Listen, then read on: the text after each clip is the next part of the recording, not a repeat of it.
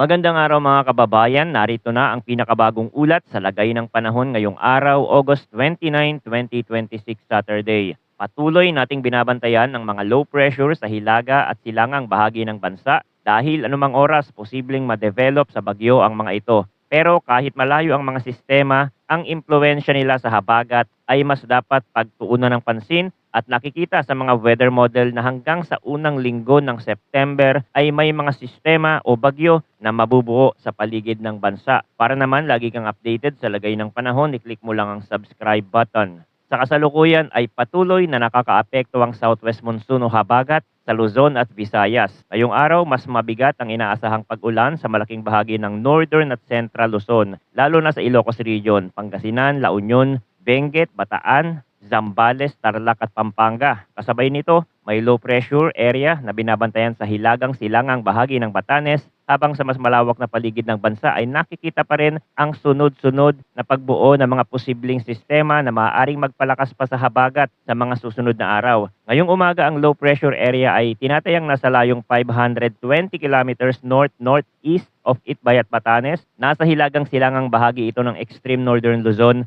at habang hindi pa ito ganap na tropical cyclone, mahalaga pa rin ang posisyon nito dahil maaari nitong maapektuhan ang daloy ng hanging timog kanluran. Sa ganitong setup, ang habagat ang direktang nagdadala ng ulan, pero ang mga low pressure area at bagyo sa paligid ng bansa ang maaaring humila at magpalakas sa moisture flow papasok sa Luzon at Visayas. Ngayong araw, inaasahan ng 100 hanggang 200 millimeters ng ulan sa Ilocos Sur, Pangasinan, La Union, Benguet, Bataan, Zambales, Tarlac at Pampanga. Ito ay heavy to intense rainfall. Sa ganitong dami ng ulan, mataas ang posibilidad ng flash flood sa mababang komunidad, pag-apaw ng tubig sa mga sapa at ilog at landslide sa mga lugar na may matatarik na dalisdis. Hindi kailangan buong araw na walang tigil ang ulan para magkaroon ng epekto. Kung ang buhos ay paulit-ulit o tatagal ng ilang oras sa parehong lugar, mabilis na tataas ang tubig at maaaring lumala ang kondisyon. Sa Ilocos Sur, Pangasinan at La Union, mas ramdam ang habagat dahil ang mga lugar na ito ay nakaharap sa West Philippine Sea. Kapag ang moisture mula sa dagat ay pumasok sa baybayin at tumama sa mga kabundukan, maaaring mas lumakas ang ulan sa ilang bahagi. Sa Pangasinan, ang mga low-lying communities, agricultural areas at mga lugar na malapit sa ilog ay maaaring maapektuhan ng pagbaha. Sa La Union at Ilocos Sur, ang mga komunidad na nasa paanan ng bundok at malapit sa daluyan ng tubig ay mas dapat bantayan kung magiging tuloy-tuloy ang buhos. Sa Benguet, mas seryoso ang landslide concern dahil bulubundukin ang terrain. Kapag heavy to intense rainfall ang ulan sa elevated areas, mabilis na nababasa at lumalambot ang lupa, maaaring magkaroon ng road slip, pagguho sa gilid ng kalsada at biglang pagtaas ng tubig sa maliliit na sapa. Sa mga mountain road at slope area, mas mabilis ang epekto ng ulan kumpara sa kapatagan. Kaya kahit may oras na titila ang ulan, kung babalik ito ng mas malakas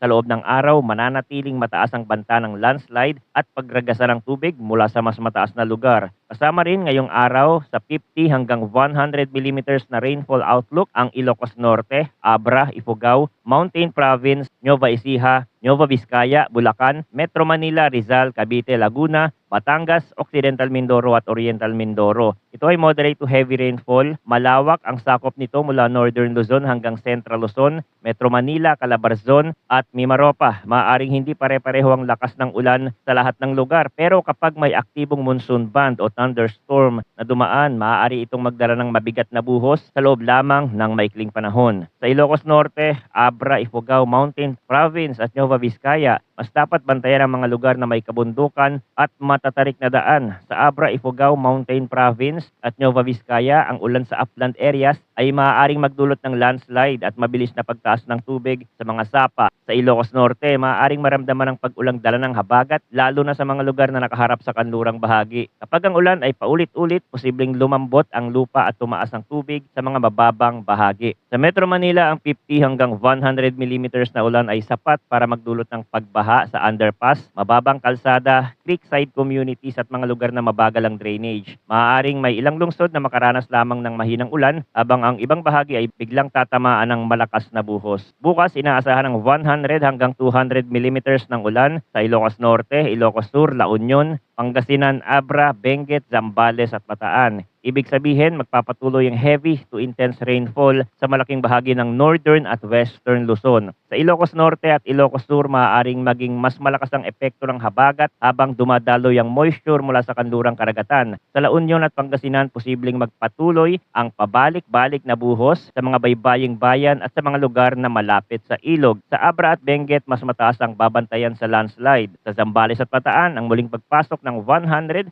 hanggang 200 millimeters na rainfall bukas ay nagpapakita na hindi pa tapos ang seryosong banta ng habagat. Kung ang mga lugar na ito ay makakaranas ng heavy to intense rainfall ngayong araw at muling tatamaan bukas, mas mabilis lalala ang epekto. Kasama rin bukas sa 50 hanggang 100 millimeters na rainfall outlook ang Apayao, Kalinga, Ifugao, Mountain Province, Nueva Vizcaya, Tarlac, Nueva Ecija, Pampanga, Bulacan, Metro Manila, Rizal, Cavite, Batangas at Occidental Mindoro. Mananatiling malawak ang epekto ng habagat mula Cordillera hanggang Central Luzon, Metro Manila, Calabarzon at bahagi ng Mimaropa. Sa Apayao, Kalinga, Ifugao, Mountain Province at Nueva Vizcaya, mas dapat mantayan ang matatarik na lugar at mga daang bundok. Sa Tarlac, Pampanga, Nueva Ecija at Bulacan, posibleng magkaroon ng pagbaha sa mababang barangay at agricultural areas. Pagsapit ng Monday, August 31, inaasahan ng 100 hanggang 200 millimeters ng ulan sa Ilocos Norte, Ilocos Sur, La Union, Pangasinan, Abra, Benguet at Zambales. Ito ay panibagong araw ng heavy to intense rainfall sa northern at western Luzon. Kasama rin sa Monday rainfall outlook ang Batanes, Apayao, Kalinga, Ifugao, Mountain Province, Nueva Vizcaya, Tarlac, Nueva Ecija, Bataan, Pampanga, Bulacan, Metro Manila, Rizal at Cavite kung saan inaasahan ng 50 hanggang 100 millimeters ng ulan. Ibig sabihin kahit bumaba ang rainfall range sa ilang lugar, mananatiling moderate to heavy ang banta ng pag-ulan. Maaaring mas mataas pa ang aktual na rainfall sa mountainous at elevated areas. Mahalaga ito lalo na sa Benguet, Abra, Apayao, Kalinga, Ifugao, Mountain Province, Nueva Vizcaya, La Union, Pangasinan, Zambales, Bataan, Rizal, Cavite at Batangas. Kapag ang hanging may dalang moisture mula sa dagat ay tumama sa slope ng bundok, napipilitang umakyat ang hangin. Habang umaakyat, lumalamig ito at mas maraming ulan ang nabubuo. Kaya may mga lugar na maaaring makatanggap ng mas mabigat na buhos kesa sa nakasaad na general rainfall range, lalo na sa upland communities. Sa forecast, weather condition, ang Ilocos Sur, Pangasinan, La Union, Benguet, Bataan, Zambales, Tarlac at Pampanga ay inaasahang makakaranas ng monsoon rains. Dahil sa southwest monsoon, ito ang mas malawak at mas mabigat na pag-ulan kumpara sa karaniwang isolated thunderstorm. Kapag monsoon rains ang umiiral, may mga buhos na maaaring tumagal, bumalik at lumakas bigla kapag may aktibong monsoon cloud band na dumaan. Sa mga lugar na ito, posibleng magkaroon ng flash floods at landslide dahil sa heavy to intense rains. Sa Ilocos Sur, Pangasinan at La Union, ang mga lugar na malapit sa baybayin, ilog at kabundukan ang mas dapat bantayan. Sa Benguet, ang lupa sa matatarik na bahagi ay maaaring lumambot dahil sa tuloy-tuloy na ulan. Sa Zambales at Bataan, ang moisture mula sa West Philippine Sea ay direktang tumatama sa Western Luzon kaya mas madaling lumakas ang buhos. Sa Tarlac at Pampanga, ang pagbaha sa mababang komunidad, sakahan at kalsada ang pangunahing banta kapag magtatagal ang ulan. Dahil heavy to intense ang posibleng buhos, mabilis ang magiging epekto sa ilang lugar. Para sa Metro Manila, Ilocos Norte, Abra, Ifugao, Mountain Province, Nueva Vizcaya, Nueva Ecija, Bulacan, Rizal, Cavite, Laguna, Batangas, Occidental Mindoro at Oriental Mindoro, occasional rains ang inaasahan dahil sa southwest monsoon. Kapag sinabing occasional rains, hindi ibig sabihin na mahina lamang ang ulan. Ibig sabihin nito ay may mga buhos na dumarating at lumilipas sa loob ng araw. Maaaring may panahon na titila pero kapag may panibagong monsoon band na pumasok, maaari itong biglang lumakas at magdala ng moderate to heavy rains. Para sa natitirang bahagi ng Luzon, Western Visayas at Negros Island region, cloudy skies with scattered rains and thunderstorm ang inaasahan dahil sa southwest monsoon. Mas kalat ang pag-ulan dito kumpara sa mga lugar na may monsoon rains at occasional rains, pero maaari pa rin itong maging moderate to at times heavy kapag may thunderstorm o mas makapal na ulap na dumaan. Hindi sabay-sabay ang magiging buhos, maaaring may isang bayan na makulimlim lamang habang ang kalapit na lugar ay biglang tatamaan ng malakas na ulan.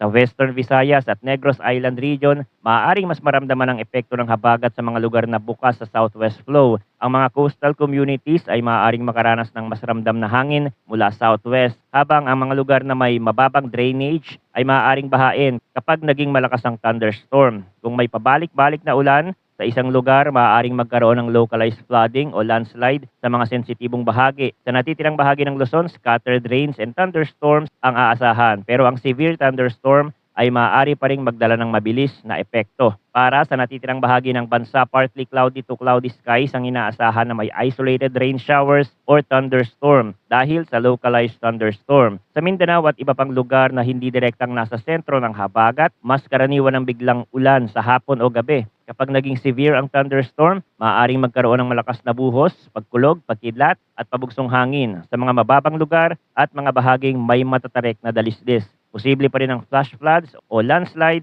kahit localized lamang ang pag-ulan. Dumako tayo ngayon sa forecast, wind and coastal water conditions. Para sa Luzon, inaasahan ng moderate to strong na hangin mula southwest. Ang coastal waters ay moderate to rough na may taas ng alon mula 1.5 hanggang 3.1 meters. Dahil aktibo ang habagat, mas ramdam ang hangin at alon sa northern at western seaboard ng Luzon, sa mga baybayin ng Ilocos Region, Pangasinan, Zambales, Bataan, Batanes, Mindoro at iba pang western coastal areas maaaring maging maalugan dagat, lalo na kapag may kasabay na thunderstorm o bugso ng hangin. Ang alon na maaaring umabot hanggang 3.1 meters ay sapat para maging mapanganib sa maliliit na sasakyang pandagat. Kapag may makapal na ulap sa ibabaw ng karagatan, maaaring biglang lumakas ang hangin at mas tumaas ang alon. Sa mga baybaying komunidad, maaaring sabay na maranasan ang basang hangin, malakas na buhos at mas magaspang na dagat. Kapag may malakas na ulan sa kabundukan at maalong dagat sa baybayin, mas sensitibo rin ang mga lugar na malapit sa ilog at estero dahil maaaring bumagal